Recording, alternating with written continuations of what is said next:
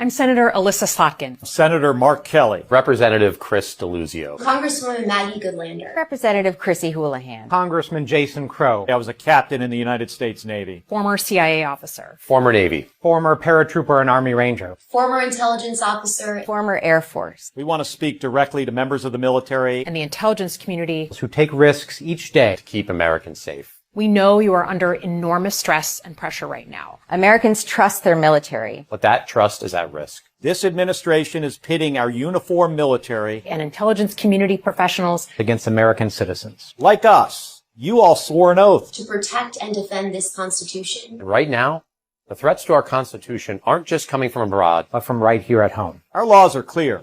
You can refuse illegal orders. You can refuse illegal orders. You must refuse illegal orders. No one has to carry out orders that violate the law or our Constitution. We know this is hard and that it's a difficult time to be a public servant. But whether you're serving in the CIA, the Army, or Navy, the Air Force, your vigilance is critical. And know that we have your back. Because now, more than ever, the American people need you. We need you to stand up for our laws, our Constitution, and who we are as Americans. Don't give up. Don't give up. Don't give up. Don't give up the ship.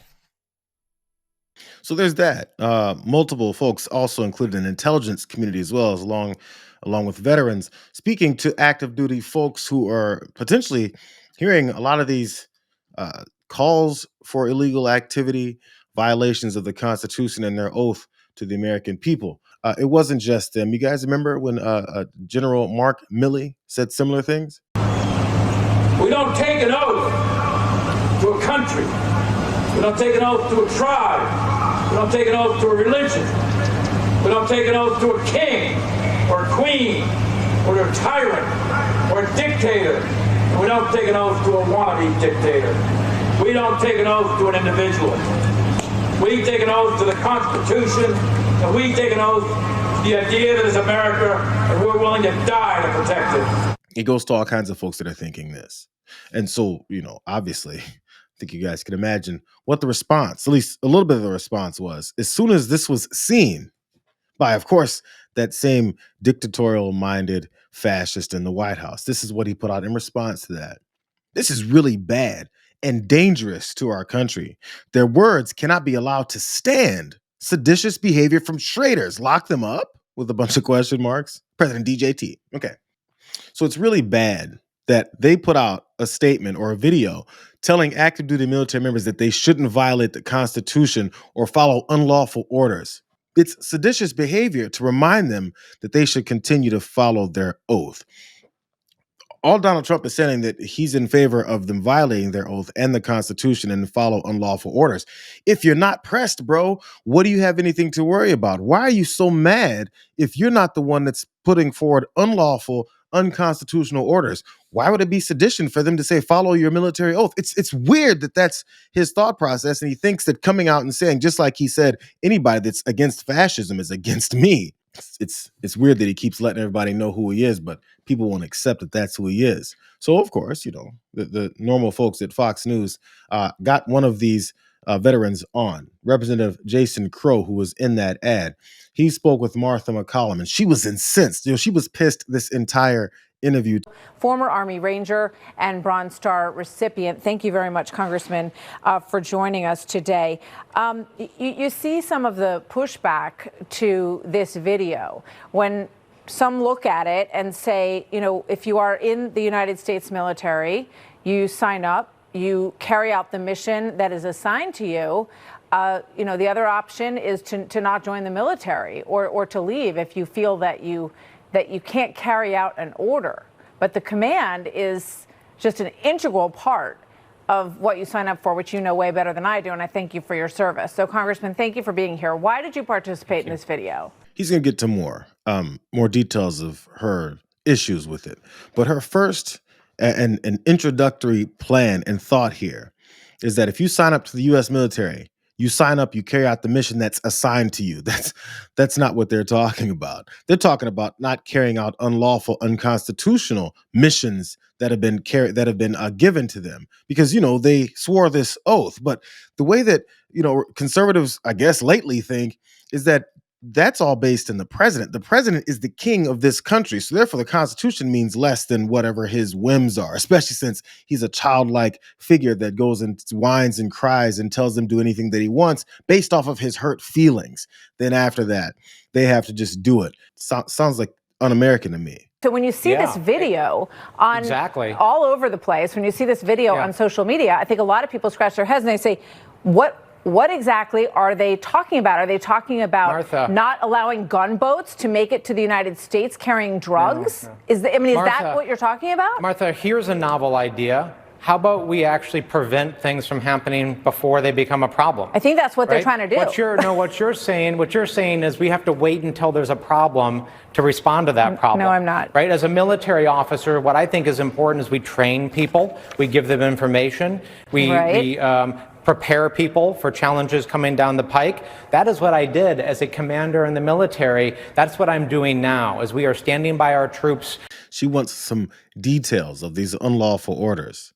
So the representative there was talking about how he doesn't want to have to wait until we're already in the middle of those unlawful orders. Even her example of these ships, these boats that they've been blowing up in the Caribbean, full of people that they haven't even identified who they were. They just told us they're these drug smuggling thugs. And her dumb ass decided to go and buy into that. Again, the way fascists work is the only way that their opinions and their thoughts become laws. You just believe them based on absolutely nothing. And Martha McCollum is wide open to doing that. But since she wanted a quick example, I've got a quick example for her of these unlawful orders from this fascist.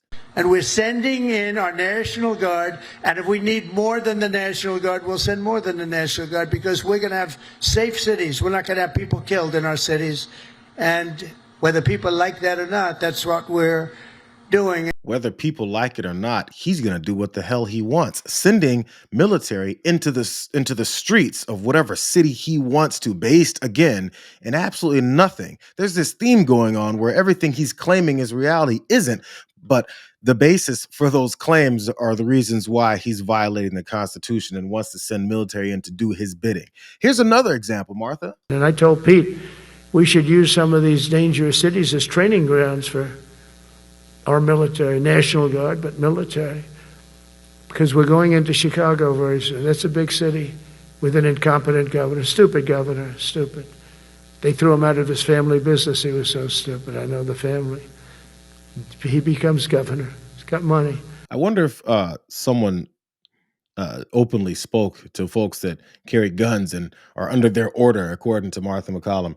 If they said, let's send them into Martha McCollum's neighborhood so that could be training grounds for the military to do what they want, to use the people, the citizens, the residents of that area to just train on our military. So when we go into further conflicts that the president is looking to start, they're ready. And the blood of American citizens is how they trained, because that's what Martha McCollum is now fighting for. That's what she's so upset about. She was pissed this entire time. But I want to go back to when it finally became the point when Jason Crow then nailed her on these thoughts.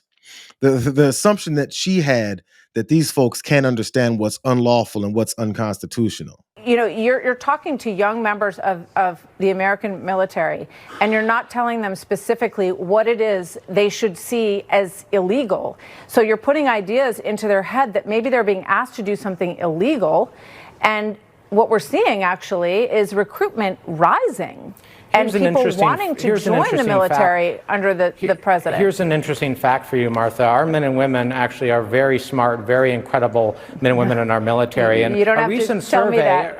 Well, apparently I do. No, you don't, sir. I have great respect for the United States military. Well, you don't think they can handle a reminder about federal law and the UCMJ, is what I'm hearing. And a recent survey showed that 8 out of 10 service members deeply understand their obligation of lawful orders, right? 8 out of 10. So we want to get that. That should be 10 out of 10. But this is something that they're trained on. Go and look at the training. Maybe even go and participate or observe some of the training that our men and women go through. It is incredible. We expect a lot of these men and women. They go through very intense, rigorous training because they're put in intense, rigorous positions. And frankly, I bristle at the notion that they can't handle a suggestion or a reminder of what the law requires them to do and what the Constitution requires them to do. You actually disparage them when you say that a simple reminder is something they cannot handle. You're wrong. You're 100% wrong. I didn't disparage them in any way. In fact, I give them enormous credit. You don't think they can handle reminders about their legal obligations? That's how you actually speak to someone who's making broad assumptions about her support for the military when everything she's saying does not support them at all. Are they dumb? You see, you just have to listen to what they say and then ask them, do you really mean what you just said? And explain to them what it is that they said without us having to start defending ourselves over their bullshit assumptions about what it is that's going on. That's how you do it. Now she's backpedaling and has to reaffirm her commitment to the military and her support. And she really isn't disparaging them, even though she just said they're too stupid to realize what's unlawful and what's unconstitutional. Yeah, she said it. So since she said it, maybe she should have to stand by that. It's really easy to say a lot of stuff and then run from it. It's the MAGA way. I have the most deep respect for everyone who serves in the military, including you, sir, for the sacrifice that you made. I did not make that sacrifice myself. So I put everyone who makes that sacrifice in a very special place in my heart. And I believe they're there to serve the country. So you have put out this video. It's getting a lot of attention. I thank you for joining me to talk about it. And I think, people can look at it and take away from it what they want. I just wanted to give you an opportunity to be specific about what illegal actions you were referring to. If you guys watch the whole interview, it's like 8-9 minutes long. He did bring up, she brought up the boats that they're killing folks on. And he said that actually is a problem. That's unlawful. There's no declarations of war as they ramp up for it that he can do without the approval of Congress, something else that she glossed over. So every point that she made was dismantled. We don't have enough time to go through so many of them, but she got flustered because the first thought is there's this full deep-throated confidence that everything they say is law just because they claim to have this ownership over the military. And what they keep forgetting is that there's tons of people of every kind of political leanings in this country that joins the military, but they think it's all theirs because they're the violent folks who like, well, we got guns, man, we can shoot you in the face. So therefore, since we're all about violence, we represent the military. And anytime a Republican says, I can do what I want with the military, specifically this guy, Martha McCollum has to back him up. And they get angry that anybody else has any kind of ownership over our military. There was no questions about how Donald Trump called them, said that they need to be arrested. None of that stuff. None of that. It's just her issues with him telling people to follow lawful orders.